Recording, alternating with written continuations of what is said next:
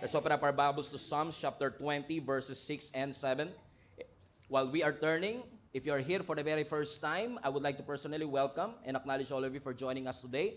And those who are joining us online, katulad ni Ann watching from YouTube at ni Christine watching from Facebook, we would like to welcome all of you for joining our church service today. Psalm 20, verse 6 and 7. Now this is I know, the Lord gives victory to His anointed. He answers him from His heavenly sanctuary with the victorious power of His right hand. Verse 7. Some trust in chariots and some in horses, but we trust in the name of the Lord our God. Pwede niyo po bang sabihin ang title ng message natin sa ating katabi?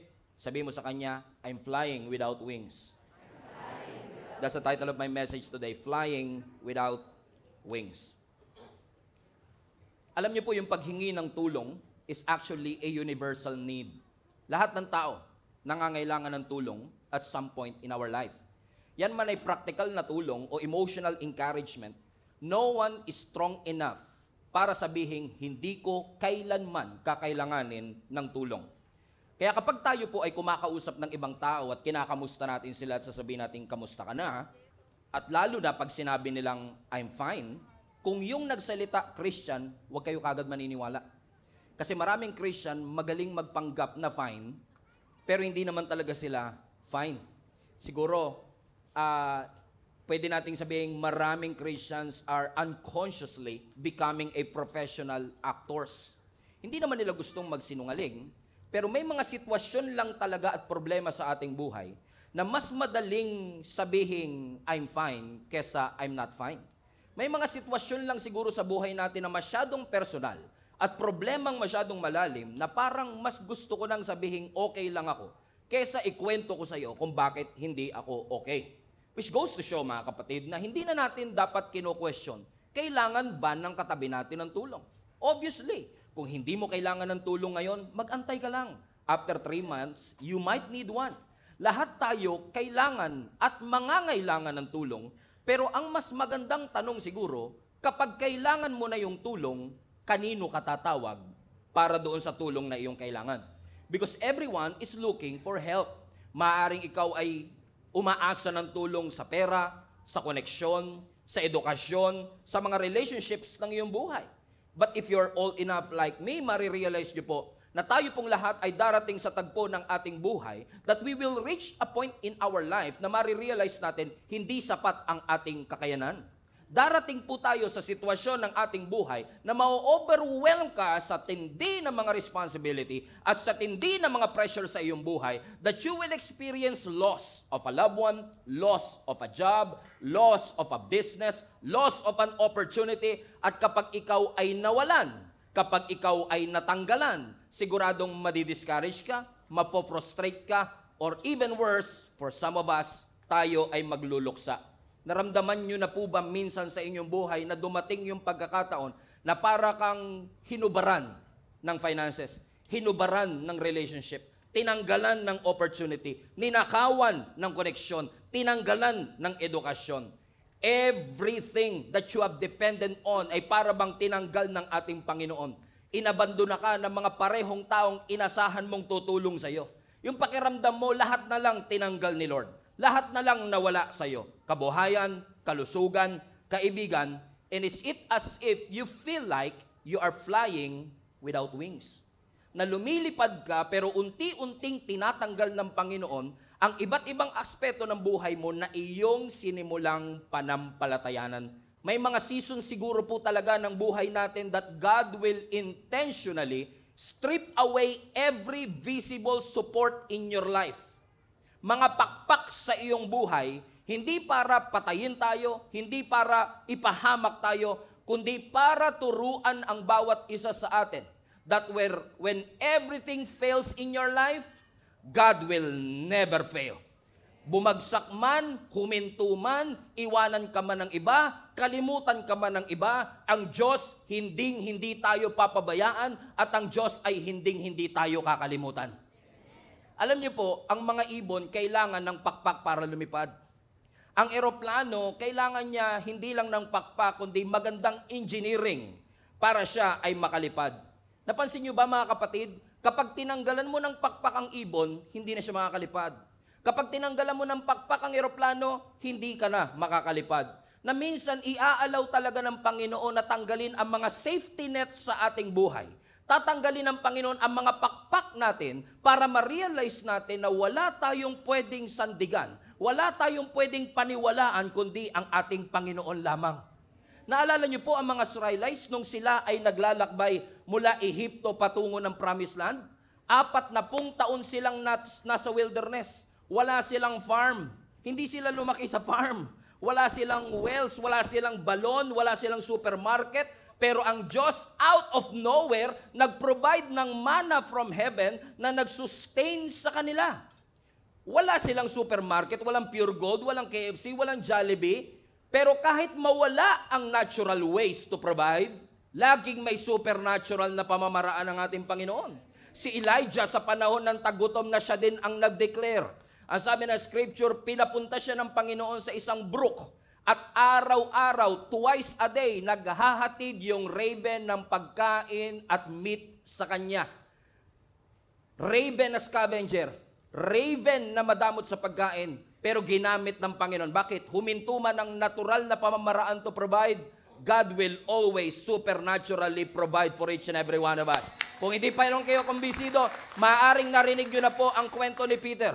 Si Peter na humakbang at lumakad sa ibabaw ng tubig. Nung si Peter ay lumalakad sa ibabaw ng tubig, wala tayong makikitang kahit anong visible support. Wala siyang salbabida. Amen. Wala siyang lifeguard. Pero kahit wala siyang salbabida, walang visible support, pero yung salita ng Panginoon na kanyang pinanghawakan ang naging dahilan kung bakit nanatili siya at nakakalakad sa ibabaw ng tubig.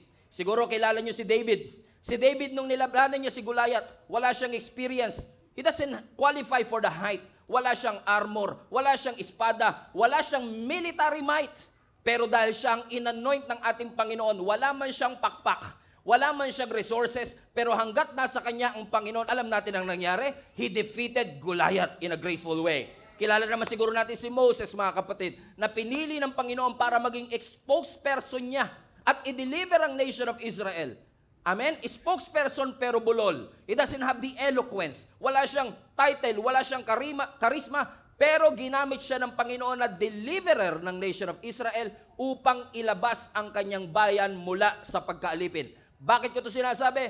Paalala sa bawat isa sa atin that when everything fails in your life, God will never fail. Sabi mo sa katabi mo, God will never fail. Ang Diyos natin hindi sasablay. Ang Diyos natin hindi makakalimot. Ang Diyos natin ay hindi magkukulang. Kilala niyo siguro si Gideon. Si Gideon sa Judges chapter 6 ay binigyan ng Panginoon ng isang special na assignment. At ang assignment ni Gideon, maging deliverer din katulad ni Moses. Papangunahan ni Gideon ang nation of Israel against the Midianite. Alam natin ang storya, bago ko mawala 2 weeks ago, paulit-ulit nating binabanggit at pinag-aaralan ng buhay ni Gideon. Si Gideon, habang siya'y tinawag ng Panginoon na maging deliverer, nagtatago siya sa kanyang takot. Nagtatago siya sa kanyang insecurity. Kumbinsidong-kumbinsido siya na yung pamilya nila ang pinakamahina sa kanilang angkan. Kumbinsidong-kumbinsido siya na siya ang pinakamahina sa kanyang buong pamilya. Pero nakita siya ng Panginoon in the midst of his insecurity. At ang sabi ng Panginoon sa kanya, you are a mighty warrior. And God being true to His word, sabi ng scripture, si Gideon, ginather niya ang 32,000 soldiers para pangunahan ang Israel sa pakikipaglaban sa mga Midianites. Nung nakita ng Panginoon ang 32,000 soldier, this is what God says, Judges chapter 7 verse 2. The Lord said to Gideon, you have too many men. Masyado kayong marami.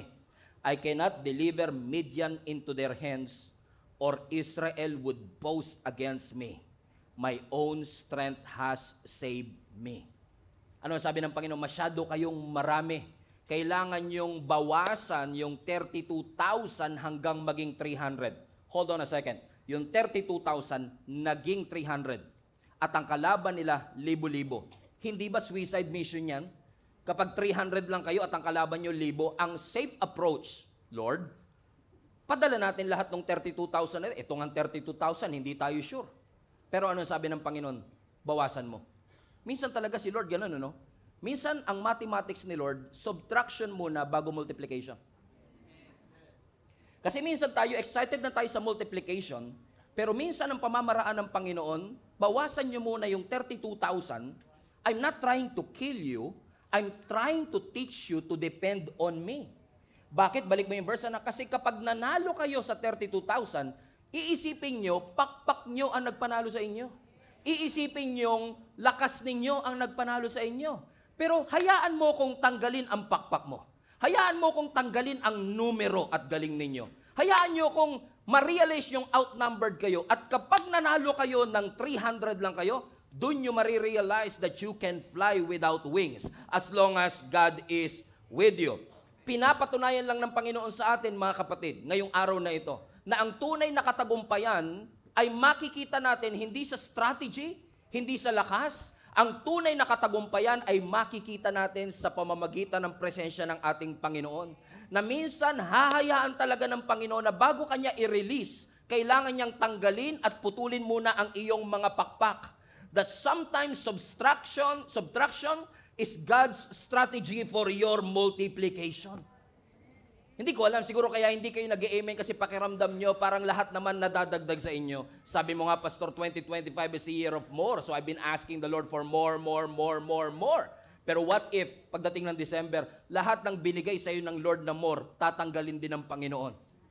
Not to punish you, not to kill you, but to teach you that you cannot depend on these things. Hindi mo pwedeng paniwalaan at dependihan ng iyong pakpak para ikaw ay makasoar ng mas mataas. Ang ibon kailangan ng pakpak para makalipad. Ang eroplano kailangan ng pakpak para makalipad. Pero have you ever wondered why ang rocket nakakalipad na walang pakpak? Bakit? Hindi lahat ng lumilipad kailangan ng pakpak. I believe this is a good illustration, a reminder for each and every one of us. Masyado na ba tayo nakadepende sa mga pakpak natin? Sa business natin, sa education natin, sa connection natin, sa society that we are in, sa government natin, na yung mga bagay na ito ang magdadala sa atin patungo sa katagumpayan? Pero kapag tinanggal ng Panginoon, dun mo lang nare-realize, oo nga masyado ko nagdepende sa maraming bagay, akala ko hindi ko kayang mabuhay, hindi ko kayang makasurvive, pero nung tinanggal ng Panginoon, yung job security, alala nyo, di ba, nung nagtatrabaho kayo, sabi, huwag kayo dyan sa mga freelancer na yan. Kailangan doon kayo sa trabaho na may security. Ikaw naman, masyado ka nakadepende sa job security kasi nga, yung trabaho mo, 25 years ka na. Nung nag-pandemic, ikaw pa yung unang tinanggal. Takantaka ka ngayon. Kala ko ba job security to? Alam niyo kung bakit? Because your job can give you a salary, but only God can give you a security. Amen. Si Lord lang makakapagbigay ng security. Amen. Ano ang itinuturo ng Panginoon sa atin? Na minsan masyado tayo nakadepende sa ating visible support. Hanggat meron ako nakikitang suporta, hanggat nandyan ang mga kaibigan ko, meron akong visible support, I can fly. Pero minsan tatanggalin ng Lord ang ating mga pakpak para ma-realize natin na kahit walang visible support, laging mayroong divine support ang ating Panginoon. Willing ang Diyos na tuparin ang kanyang mga pangako sa atin na hindi niya tayo pababayaan o hindi niya tayo iiwan. Napansin niyo po ba yung saranggola? Wala siyang engine, wala siyang pakpak, pero nakakalipad siya. Hindi dahil may makina siya, hindi dahil may pakpak siya, nakakalipad siya dahil sa hangin. Naunawaan niyo mga kapatid, sino sa inyo nakakakita ng hangin? Naaamoy ko yan minsan, Pastor, pero hindi ako nakakakita ng hangin. Why? Because the kite can fly. Masin niyo, wala siyang engine, wala siyang pakpak, but he can soar. It can soar. Kaya niyang lumipad sa alapap na walang visible support. Ano lang sumusuporta sa kanya? Hangin. Amen? That even though walang wings, walang engine, walang visible support, laging may invisible support ang ating Panginoon sa atin. Kasi ang human support, it will fail. Pero ang divine support, it will be most evident in your life. Ang mga kaibigan mo, i-disappoint ka. Ang mga partners mo, magwi-withdraw sa kontrata na yan. But even when people leaves, Jesus will never leave you. Darating ang pagkakataon, wala ka mahanap na investor, wala ka makikitang resources, walang cheerleader, walang connection, walang role model, walang budget, hello, walang building, hello, walang network, hello, walang safety net. Pero kapag wala kang pakpak, this is a perfect condition for God to show you who He is in your life. Hindi porket natanggalan ka ng pakpak, kailangan mo nang sumemplang. The removal of your wings is not the end of your flight. Hindi porket wala ka ng pakpak, tapos na ang iyong paglipad. Because as long as you have the source, the God who promised you that He will never leave you nor forsake you, the God who promised you that He will supply all your needs according to His riches in glory, the one who promised you that even when you walk through the valley of the shadow of death, you should not be afraid, the one who promised you that I will be your shepherd, I will be your deliverer, I will be your protector. As long as you have God, masubtract na ang lahat as long as I have the source. Lord, thank you. Pagkatapos ng subtraction, sigurado may multiplication. Hallelujah. Ano, ito nga yung paradox niyan eh. Diba? Tayo minsan, nagpe-pray tayo sa Lord, Lord, dagdagan mo. Diba? Sabi ni Pastor Siping kasi, 2025 is a year of more. Dagdagan mo naman yung lakas ko, Lord. Dagdagan mo naman yung kaibigan ko. Dagdagan mo naman yung pera ko. Konti, malungkot po yung zero sa bank account ko, nag-iisa. Dagdagan mo naman ang connection. Diba? Yun yung paradox minsan, diba? That if we want multiplication, Lord, give us more. Give us more. Pero what if I tell you, mga kapatid, na ang mathematics ng Lord for multiplication is not just adding more, but subtracting more so that God will multiply the less that you have. Minsan sabihin natin, parang kailangan ko pa ng extra kaibigan, extra tao, extra connection. Kailangan ko ng mas malaking pakpak para mas maging mataas ang aking paglipad. Sabi ng Panginoon, alam mo, ang kailangan mo, hindi malaking pakpak, kundi malaking pananampalataya sa akin. Kasi minsan, bago ka iangat ng Panginoon, huhubaran ka muna niya. Bago ka paliparin ng ating Panginoon, tuturuan ka muna niyang magtiwala sa Kanya. But are you willing to trust God kahit na babawasan muna ni Lord bago niya i-multiply? Katulad ng mga sculptor. Di ba yung mga sculpture? Correct me nga, sculpture, di ba? Di ba yung mga nag-sculpture? Di ba? May mga clay yan o putik. I don't know kung ano yung ginagamit nila, di ba? Putik. Para makakreate siya ng isang masterpiece, hindi pwedeng dagdag lang siya ng dagdag ng clay. Right? Mapapansin niyo sa mga sculpture, para magkaroon ng hugis yon, malaking bloke yon, pero kailangan niya magbawas. He has to subtract. He has to eliminate something. Yung nga na, minsan masyado nating ina-idolize yung mga blessing, kaya yung blessing naging idol na. But what if the very thing that you celebrate, God will eliminate? For you to be able to experience multiplication. Yun, mahirap yun. Kasi pag tinatanggal na, teka, baka kulangin ako ng clay. Baka kulangin ako ng putik. Pero minsan doon sa gitna ng kakulangan, doon nahuhugis ng Panginoon yung ating destiny. Napansin niyo ba that when you have less, you trust God more? Pag konting-konti ang meron ka, mas malaking-malaki ang pananampalataya mo. Remember those moments na walang-wala ka talaga? Ni Jollibee, hindi kayo makabili, pang okasyon lang talaga. Naalala mo yung lalim ng panalangin mo na may kasamang iyak at uhog? Now all of a sudden, after 15 years, after 20 years, after 4 decades, nakatapos ang iyong mga anak, magaganda ang kanilang mga trabaho, you were able to travel to different parts of the world and you forgot the very moment that you're grateful for dun sa less. I'm not saying it's wrong, pero napansin niyo ba na minsan mas maigting, mas malalim ang relationship natin sa Panginoon kapag walang-wala tayo? Hindi ko naman pinagpe-pray kay Lord na mawalan kayo.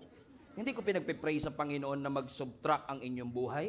Pero gusto ko lang ipaalala sa inyo. Kung every Sunday na ating kayo sa church at lagi ko lang sasabihin, huwag kayong mag-alala, tumawag lang kayo sa Panginoon, magsimba lang kayo, lagi kayong pagpapalain ng Panginoon, I would be lying to you if I tell you that as long as umaating ka ng church, hindi ka na makakaroon ng problema. As long as umaating ka ng church, hindi ka na mawawalan. But that's not the truth. Nothing could be further from the truth. Bakit? Kasi kahit nagsisimba ka, pwede kang mawalan ng mahal sa buhay. Kahit nagsisimba ka, pwede kayong maghiwalay bilang mag-asawa. Kahit na nananalangin ka, pwedeng malugi ang inyong negosyo. Pwede kang tanggalan ng Lord ng pakpak para ma-realize mo that is the only way for you to grow and to soar and to multiply. Ano po ang sabi ni Jesus sa John chapter 15? Diba? Ang sabi ni Jesus sa John chapter 15, every branch in me that does not bear fruit, highlight this part, He takes away. And every branch that bears fruit, He prunes. Ano yung prunes? Ginugupit. Now, tignan nyo yung verse again. Look at this verse. I need your brilliant minds here. Ano yung unang statement? Every branch in me that does not bear fruit, He takes away. Now, ang sabi ng scripture, yung mga sanga daw na hindi nagbubunga, tinatanggal. Tama ba yon? Tama naman. Diba? Kung hindi siya nagbubunga, tanggalin. Kung hindi na kumikita, edi isara mo na. Kung wala ng benepisyo, iwanan mo na. That's normal, that's logical. Pero yung second statement, hindi. Ano yung second statement? And every branch that bears fruit, He prunes. Teka lang. Nagbubunga na, bakit pa kailangan gupitin? Nagiging source na ng blessing, bakit pa kailangan tanggalin? Ano daw po ang reason? Why did God allow the pruning? Ano sabi ng Bible? That it may bear more. 2025 is a year of Hallelujah. That God would, ano sabi ng scripture? He will prune. Gugupitin ng Panginoon to bear more. So nagbubunga na, but if you want more, God has to cut it. Now, this is the dilemma. Pruning is painful. Masakit mawalan. Masakit manakawan. Masakit gupitan ng pakpak. Masakit kapag may mga bagay kang pinahalagahan, pinaghirapan, biglang tinanggal ng Panginoon. O at least, hiniling ng Panginoon sa atin. But sometimes, yung mga pruning na yan is necessary for you to what? To bear fruit. Question, do you want to bear fruit? Yes. And you might be bearing fruit now. But if you want to bear more fruit, subtraction has to happen. Elimination has to happen. Pruning has to happen. Tingnan nyo, hindi kayo maka-amen. Kasi baka nakikinig yung angel. Baka pag sinabi kong amen, tanggalin niya. Baka bigla kami mag-break, bigla magsara yung, come on now. Amen? Why? Because pruning is what? Is painful. Amen? Look at Apostle Paul, for example. Now, si Apostle Paul, kilala naman natin siya, he wrote 66% of the New Testament. Si Apostle Paul, bago po siya mamatay, alam niyo si Apostle Paul, ilang beses po yan nakulong. Hindi dahil sa krimen, hindi dahil sa flood control. Okay. Okay? Yung mga pumalakpak, binahayan. Tama. Okay. So, si Apostle Paul, we remember him. He was in prison many, many times because of his faith. And one time, when he was in prison, he's writing a letter to Timothy, he recalls something. Naalala niya, nung siya ay nililitis sa harap ng Senado, okay, na nung hinarap si Apostle Paul sa harap ng mga religious court, nung tinignan niya ang kanyang kaliwa, tinignan niya yung kanyang kanan, wala siyang kasamahan sa church, wala siyang kaibigan, pakiramdam niya, nag-iisa siya. Bakit? Minsan talaga, kailangang tanggalin ng Panginoon ang ating pakpak. Because God doesn't want you to depend on your business partner. God doesn't want you to depend on the stock market. God doesn't want you to depend on your education. All of these are important and good. But God wants you to depend on Jesus more.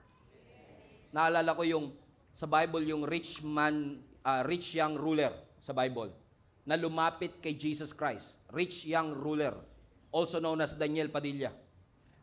Kasi nasa kanya na lahat eh. Rich, young, ruler. Okay, nasa kanya na lahat eh. Rich, ibig sabihin, nasa kanya yung wealth. Young, ibig sabihin, nasa kanya lahat ng oras. Ruler, ibig sabihin, may power siya. So imagine, you have the time, you have the wealth, you have the power. And yet, rich, young, ruler, may tanong pa rin. Alam niyo kung bakit? Merong God-sized void sa puso mo na hindi kayang punan ng kahit anong power, wealth, or time that you have. And then he came to Jesus Christ. Sabi niya, Teacher, Rabbi, sabi niya kay Jesus, what must I do to inherit eternal life? Which is a wrong question, by the way. Amen? Because nakadepende kagad siya, anong pwede kong gawin? Akala niya kasi kaya niya i-manipulate ang lahat. But honestly, kahit anong pagpapakita mo, kahit anong gawin mo, you cannot earn your way to your salvation. You cannot earn your way to God's love. God's grace is a favor that you should receive, not earn. So, pero mali ang kanyang tanong, sabi niya, what must I do to inherit eternal life? Alam mo, sabi ni Jesus sa kanya, ibenta mo lahat ng ari-arian mo. Subtraction. Correct? Mayaman siya eh.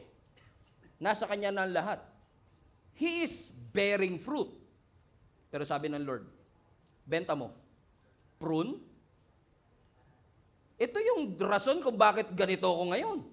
Kaya ako influential kasi marami akong pera, may pakpak ako. Now, gusto mong tanggalin ko yung pakpak ko. Sabi ng Lord, sige, sell everything that you have. And you will receive treasures in heaven. Multiplication. So, subtraction has to happen before multiplication. Pwedeng hindi mo gawin, pero hindi mo matatanggap ang multiplication. Correct? Pwede niya naman sabihin, okay na ako sa buhay ko eh. Pero bakit siya nagtatanong ng salvation? Kasi alam niya, kahit may pera, may kapangyarihan ako, may oras ako, may kulang pa rin. And now he's asking, ano ang pwede kong gawin para maligtas? Sabi ni Lord, benta mo lahat ng ari-arian mo. Huwag naman. Lord, gusto ko mag-mature. Sara mo nga tindahan mo pag Sunday. Lord, gusto ko mag-grow. Iwan mo nga yung aso mo mag-isa.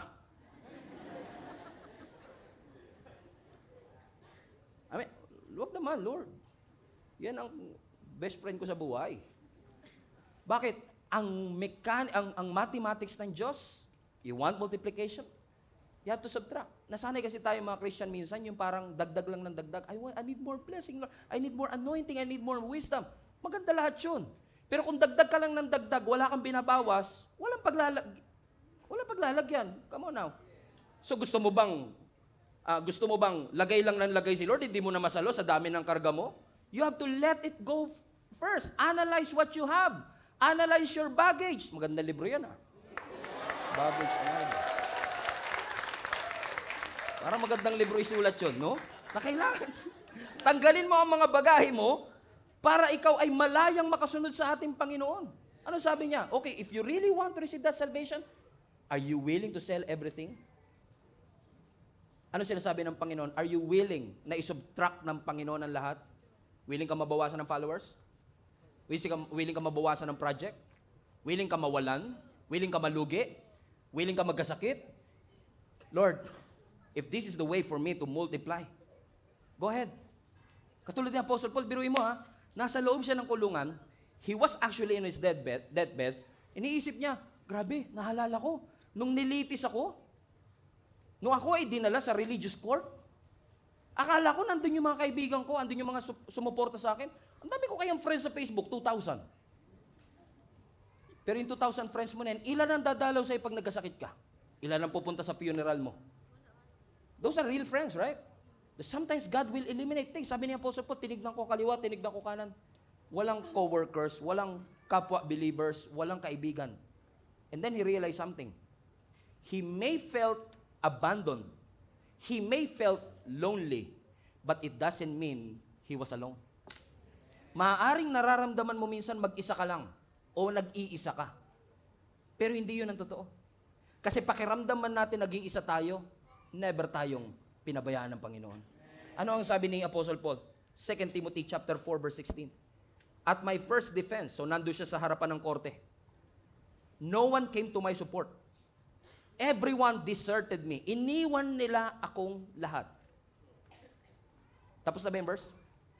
No. Can we read that next part? Highlight this part. But the Lord stood at my side and gave me strength. Now everyone abandoned me.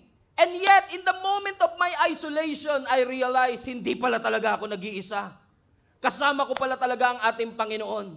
Na minsan sa panahon na kailangan ko siya, when everything else is stripped away, kapag tinanggal ang lahat ng pakpak ko, I can still fly. Alam mo, darating ang araw na kapag ikaw ay marunong magtiwala sa Diyos, magugulat ka na lang. Akala mo, connection na nagsusustain sa'yo. Akala mo, influence mo nagsusustain sa'yo. Akala mo, education mo nagsusustain sa'yo. Only to find out that you are flying without wings. Why? As long as you have the wind, as long as you have the source, as long as you have your God, He will never leave you nor forsake you.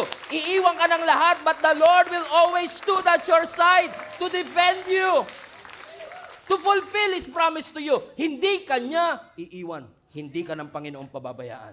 So ang tanong ko sa iyo, sa mga panahon nangangailangan ka ng tulong, kanino ka tumatawag? Ano ang una mong, madali sabihin, kay Lord, kay Lord, kay Lord. But actually, pagka may financial issue, anong una mong hinahanap? Kumbay.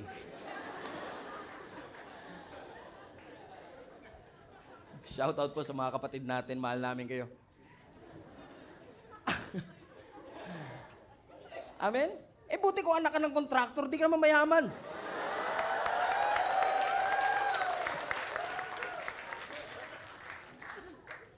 Amen, naghahanap ka ng visible support. Magugulat ka na wala na pala akong pakpak.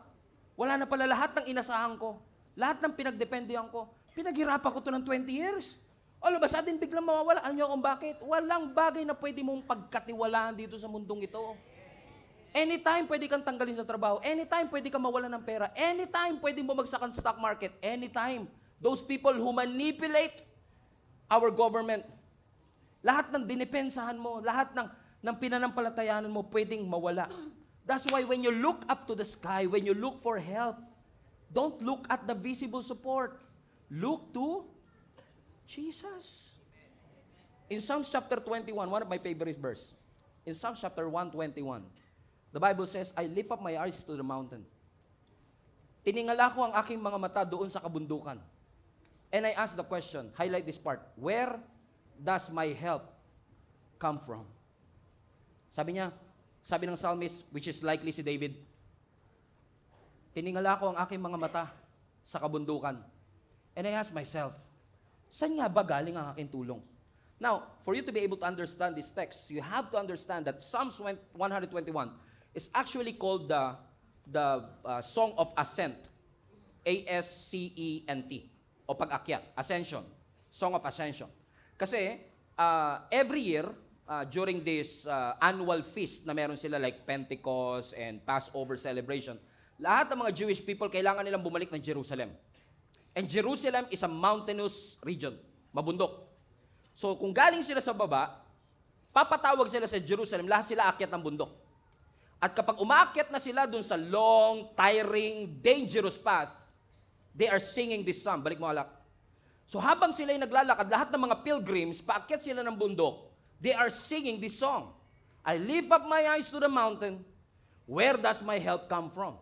Pasinin niyo po yung statement. I lift up my eyes, highlight this part, mountains. Bakit? Kasi literally, mountains ang nasa harap nila. But obviously, alam nila na hindi yung mountain ang tulong nila. Hindi yung visible mountain ang makakapag-guarantee na kanilang safety kasi pwedeng yung magnanakaw at hold-upper nagtatago sa mountain. So, sinasabi ng mga pilgrims, I lift up my eyes to the mountain. Napatanong ako, where does my help come from? Saan nga ba galing ang aking tulong? And then, he answered his question. Ang sabi niya, my help, highlight this part, comes from the Lord. Tignan niyo yung, what a beautiful verse, right? What a beautiful verse. Tignan niyo kung paano shinif ni David. Kasi it's likely that David wrote this. Kung paano shinif ni David yung reliance ng tao sa visible mountain, sa invisible God. Sabi niya, all this time, I thought it was this mountain that sustained me. It was this job that fed me. It was this connection that allowed me to go to places. That it was my diploma that allowed me to experience what, all along I realized, teka lang, hindi pala itong mga visible support. Magandang may pakpak. Pero when I look up to the mountains, I realize, my help comes from, not from my bank, not from my government, not from my education. My help comes from the Lord, which is invisible. So ang tunay na tulong, hindi mahahanap sa geography. Ang tunay na tulong, hindi makikita sa politics or human effort. Ang tunay na tulong na kailangan mo, divine. Hindi mo makikita, pero paulit-ulit kang tinutulungan na sinusuportahan ng Panginoon. Marami sa inyo, alam nyo naman na yung storya ng buhay ko, di ba? Lumaki kami sa squatter. Dumating ang napakaraming pagkakataon na nagsabi ng yes ang tatay ko sa Panginoon. I still remember nung I think I was grade 3, grade 4 at this time. Tanghalian yun, pinatawag kami ng nanay ko. And by the way, this is a true story. God is my witness. Pinatawag kami ng nanay ko. Sabi niya, kakain na tayo ng tanghalian. Pagdating ko sa lamesa namin, may kanin, walang ulam. Pero may mantika tsaka toyo. Dahil bata ka, hindi mo naman alam na yung mantika tsaka toyo, yun na rin yung ulam nyo. Pero alam nyo, sabi ni Nanay Sita sa akin, pray ka na, anak. And I prayed. Is it as if may ulam na paparating? Lord, maraming po salamat sa grasyang ito na nasa aming harapan. Basbasan nyo ito upang magsilbing kalakasan ng aming katawan. And just right after I prayed, watch this, just right after I prayed, hindi ko alam na mantika pala talaga ulam namin at toyo. But just right after I prayed, somebody knocked at my door. Pastor, ako pa nagbukas. Pagbukas ko, nakaharap sa mukha ko mismo 2 plastic ng tilapia. Bakit? Sabi niya, nag-fishing po kasi ako parang pinapabigay po ni Lord, wala naman po kasing kakain ito sa amin. What a timing, by the way. I believe that's not a coincidence. And then that moment I realized, when I look up to the mantika, when I look up to the toyo, where does my help come from? Where does our food come from? Our food comes from the Lord. God will provide. Everybody say, God will provide. God will provide. God will provide. God will provide. Sa pananaw ko, mantika at toyo na lang ang solusyon, pero ang Diyos may ibang paraan. Hinihiling mo lang at pinagpapasalamat mo pang tanghalian, pero binigay ng Lord sa iyo pang 3 araw na ulam. Bakit? Hindi mo pwedeng asahan ang tao, ang society, pero lagi mong pwedeng asahan ang Panginoon. He is going to provide always. Amen? Yung mga bagay na akala mo, hindi malulugi, meron pa tayong future proof, siguraduhin natin in the future, it will stand the test of time. Good, sure. But many people does that. You remember Titanic, right? Sino sa inyo familiar sa Titanic? Dahil kay Jack and Rose. No. Are you familiar with Titanic? Alam niyo yung Titanic, na mas kilala lang kay Jack and Rose, no? Pero yung Titanic is one of the biggest and most secure na ship that was ever created on their time. Alam niyo po ba, when you research this, 1912, sabi ng history, they built this massive ship, Titanic. At alam niyo ba, nung minarket nila at in-advertise nila itong cruise ship na ito, ang advertisement nila, this is designed to be unsinkable. Ano yung ibig sabihin ng unsinkable? Dinisign to para lumutang. Hindi nyo ito mapapalubog. May mga nagbiro pa. Challenge yung marketing nila. Baka kahit Diyos, hindi yan kayang palubugin. Why? Kasi they were impressed sa bakal. They were impressed sa engineering. At ang sabi nila, this possess an advanced safety protocol. Safety o security features. Meaning, very safe ito. Hindi ito lulubog. But many people don't know na when they launch it, ang pinakaunang biyahe niya is the Titanic movie. Pinakaunang biyahe niya, lumubog siya. 4 days after ng launch. 4 na araw pa lang mula nung sabihin nilang, it was designed to be unsinkable. 4 days pa lang pagkatapos nilang sabihin, kahit Diyos, hindi ito kayang palubugin. 4 days pa lang pagkatapos nilang sabihin, grabe naman ang engineering niyan. 4 days pa lang pagkatapos nilang sabihin, grabe, it has the advanced security features. And yet, 4 days later, lumubog yung Titanic. Ano ibig sabihin, mga kapatid? Impressive ang kanyang engineering. Impressive ang kanyang materials. Safe daw yung kanyang features. Maganda raw ang kanyang pakpak. Pero kahit gaano katibay, kahit gaano kaganda ang engineering, walang unsinkable. Walang bagay na pwedeng higit pa na safe sa harapan ng ating Panginoon. What happened to this Titanic? On the very first journey, 4 na araw pa lang siyang bumabiyahe, bagong-bago yung bakal. Bagong-bago yung engineering. Yun, kasi nanunood sila eh. Hindi niya nakita yung icebergs. Salanan ni Jack yan eh. You get what I mean, mga kapatid? Which leads us to our text today in Psalms 20, and I will close with this. Ang sabi ng Psalm 20, which again, more likely David wrote this. Ang sabi ng Psalms 20 verse 6. Now this I know. Now you can read this with me now. The Lord gives victory to His anointed. He answers him from his heavenly sanctuary with the victorious power of his right hand. Louder, verse 7. Some trust in chariots, and some in horses, but we trust in the name of the Lord our God. Now this actually, Psalms 20, is a prayer. Panalangin ito ni David bago siya lumaban sa gera. Pero tignan niyo yung tono ni David. Sinasabi niya, ang tunay na katagumpayan, hindi galing sa human power. Ang tunay na success, hindi galing sa galing natin. Hindi dahil sa lakas natin. Hindi dahil sa strategiya natin. Ang tunay na tagumpay at galing ay galing mismo sa presensya ng Panginoon. Now, that was a very bold statement para sabihin niyang, some trust, verse 7, some trust in chariots, some trust in horses. That was a bold statement kasi nung unang panahon, kapag marami kang chariots and horses, katulad ng picture na papapakita ko sa inyo, kung marami kang chariots, it only means two things. Number one, you have national security. Ibig sabihin, impressive ang bansang kinabibilangan mo kapag ikaw ay merong chariots and horses.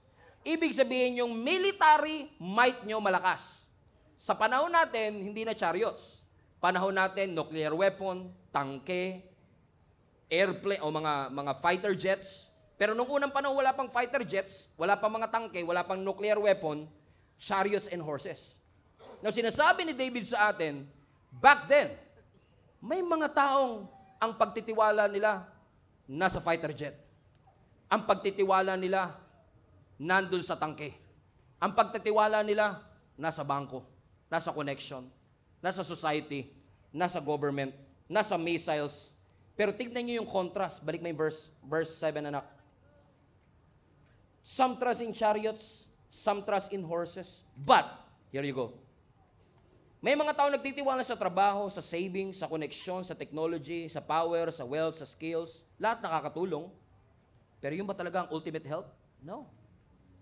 They trust in chariots, they trust in horses. But we, trust in the name of our Lord God. Alam niyo po kung bakit? Let me give you a principle. Kapag kasi nagtitiwala tayo dito sa mga pakpak natin, it will give you anxiety. Ma-anxious ka lagi. Ask me why. Bakit ako ma-anxious, pastor? Kasi lahat lang yan pwede mag-fail. Pero kung sa Diyos ka nakakapit, the God of peace, it will bring you peace. You know why? Ask me why. Because God will never fail. Kaya ka payapa, kasi alam mo, mag-fail na ang lahat. Sumadsad na ang stock market. Pero ang Diyos, hindi ako pababayaan. Kung kinakailangan maghatid siya ng lalaking nagpi-fishing para hatiran kami ng 2 plastic ng tilapia. Kung kinakailangan na maghatid ng Diyos at kumausap siya ng raven para maghatid ng pagpapala kay Elijah, I believe that God will never allow each and every one of us to be abandoned. He will never leave you.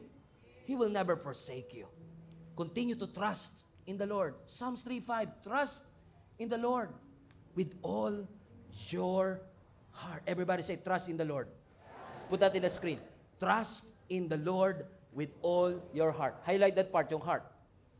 Sinabi ba ng Bible, trust your bank?